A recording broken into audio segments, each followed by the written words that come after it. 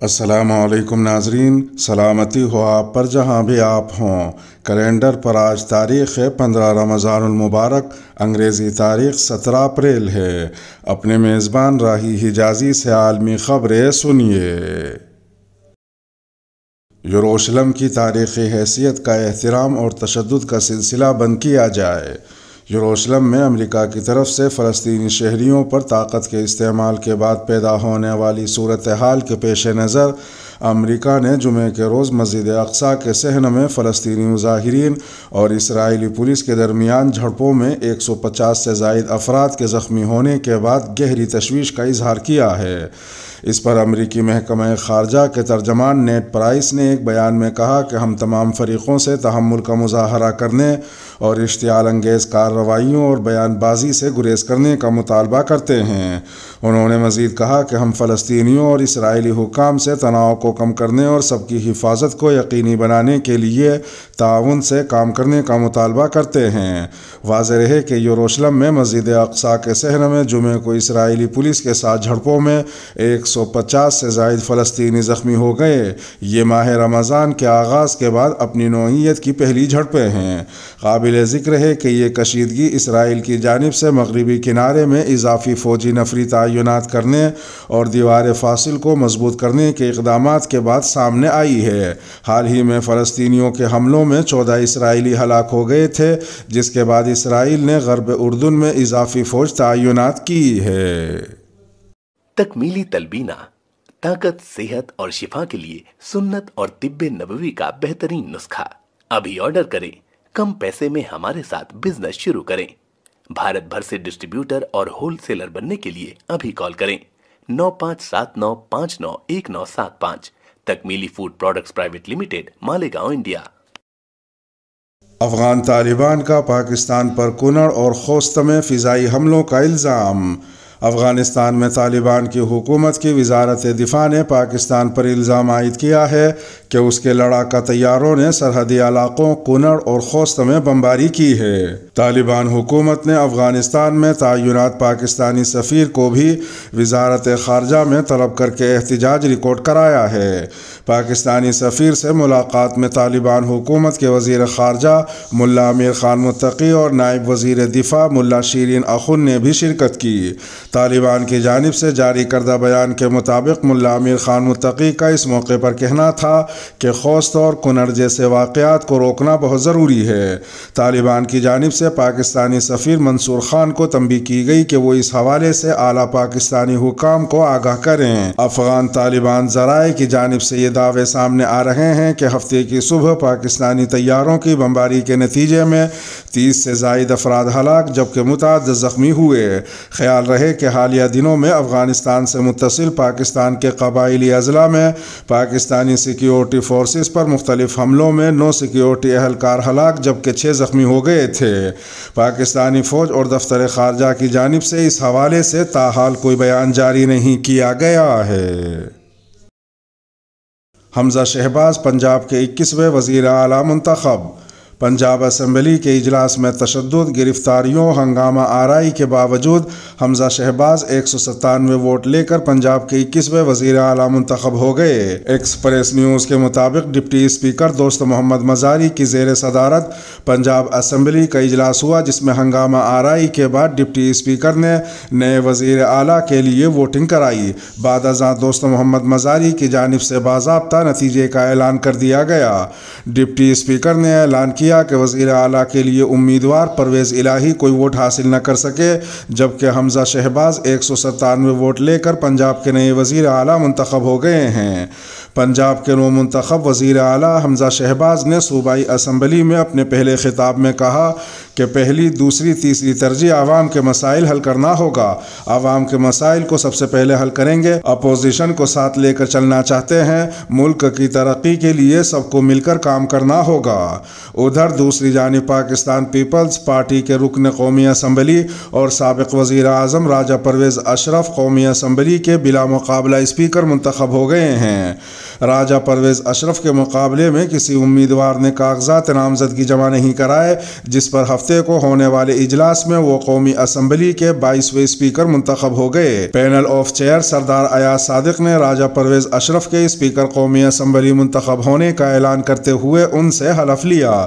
سنیچر کو اجلاس سے قبل ڈپٹی اسپیکر قاسم سوری نے اپنے خلاف تحریک عدم اعتماد پیش ہونے سے پہلے ہی استعفیٰ دے دیا۔ واضح رہے کہ گزشتہ ہفتے اسپیکر قومی اسمبلی اسد قیصر وزیر اعظم عمران خان کے خلاف اپوزیشن کی تحریک عدم اعتماد پر ووٹنگ سے انکار کرتے ہوئے اپنے عہدے سے مستعفی ہو گئے تھے۔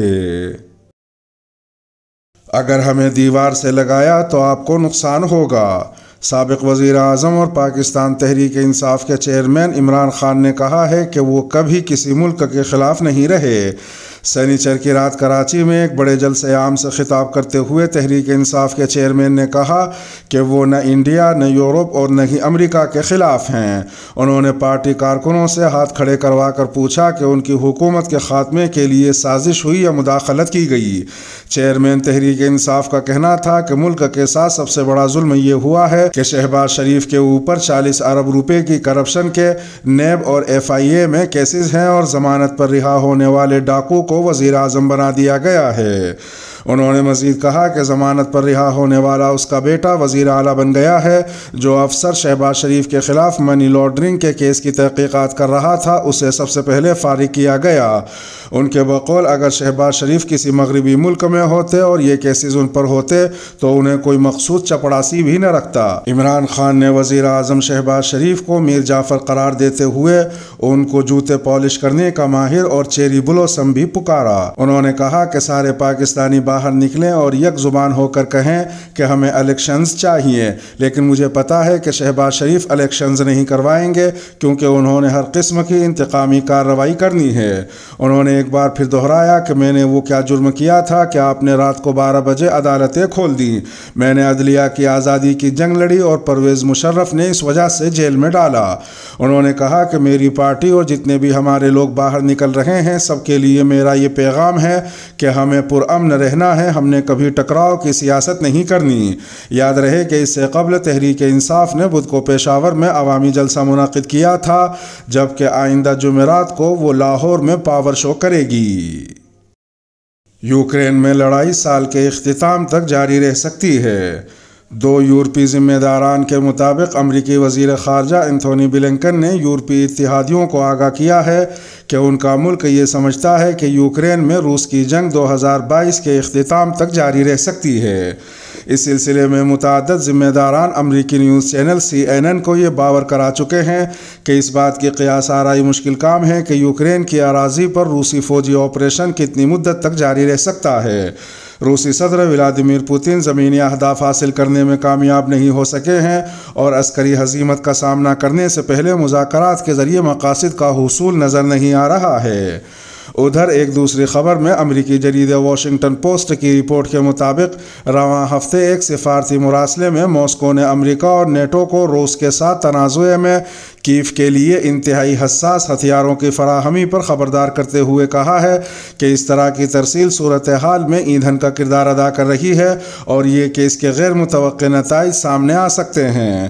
فرانسیسی خبر رساں ادارے AFP کے مطابق یہ انتباہ ایک ایسے وقت سامنے آیا ہے جب امریکی صدر جو بائیڈن نے اسی ہفتے یوکرین کے لیے $80 کروڑ کے نئے فوجی امدادی پیکیج کا وعدہ کیا تھا، جس میں ہیلی کاپٹر، توپ خانہ اور بختر بند گاڑیاں اور جنگی جہاز شامل ہیں۔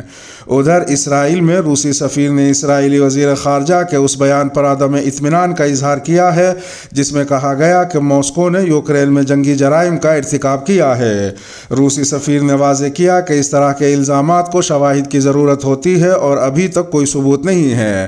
روسی سفیر نے اسرائیل کے ساتھ مضبوط تعلقات پر زور دیتے ہوئے عبرانی ریاست کو دوست ملک قرار دیا، بالخصوص جبکہ اسرائیل نے روس پر کوئی پابندی بھی نہیں لگائی ہے۔ واضح ہے کہ اسرائیل جنگ کے خاتمے کے لیے روس اور یوکرین کے درمیان ثالثی کی کوششیں کر رہا ہے۔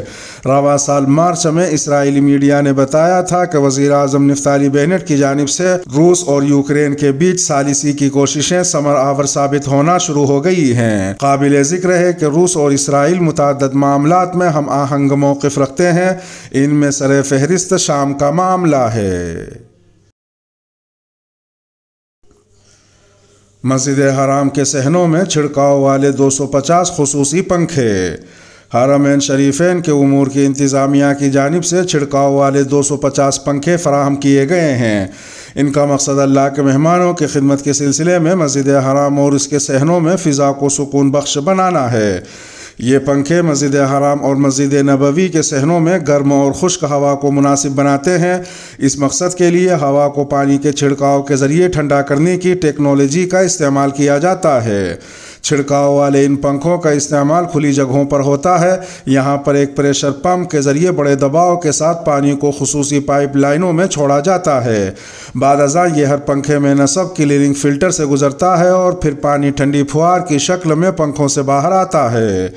مسجد حرام کے صحنوں میں تقسیم کیے گئے ان چھڑکاؤ کے پنکھوں کی تعداد 250 ہے۔ یہ پنکھے زمین سے تقریباً 4 میٹر کی بلندی پر نصب کیے گئے ہیں۔ یہ پنکھے 10 میٹر کے فاصلے تک پانی کے چھڑکاؤ کی صلاحیت رکھتے ہیں۔ ان کو نماز کے اوقات میں مسجد حرام کے صحنوں میں ہجوم کے وقت اور درجہ حرارت بڑھنے پر چلایا جاتا ہے۔ کھلے مقامات پر فضا کو مناسب بنانے کے لیے سب سے زیادہ آزمودہ اور مؤثر طریقہ چھڑکاؤ والے پنکھوں کا استعمال ہے۔ ان کے ذریعے باہر کا درجہ حرارت 6 ڈگری سینٹی گریڈ تک کم کیا جا سکتا ہے۔ اس کے ساتھ ہی خبروں کا اختتام ہوا۔ ویڈیو کو آخر تک ملاحظہ فرمانے پر شکریہ۔ ویڈیو میں کوئی چیز پسند آئی ہو تو برائے کرم لائک کے بٹن کو پریس فرما دیں۔ ملتے ہیں شام 8 بجے انڈیا کی خبروں والی اگلی ویڈیو میں۔ اور اگر آپ 8 بجے کے بعد یہ ویڈیو دیکھ رہے ہوں تو وہ ویڈیو آپ کی اسکرین پر نمودار ہو رہی ہوگی۔ تھم نیل پر ٹچ کر آج کے انڈیا کی خبریں بھی سن سکتے ہیں۔ اپنے میزبان راہی حجازی کو اب دیجیے اجازت۔ سلامتی ہو آپ پر جہاں بھی آپ ہوں۔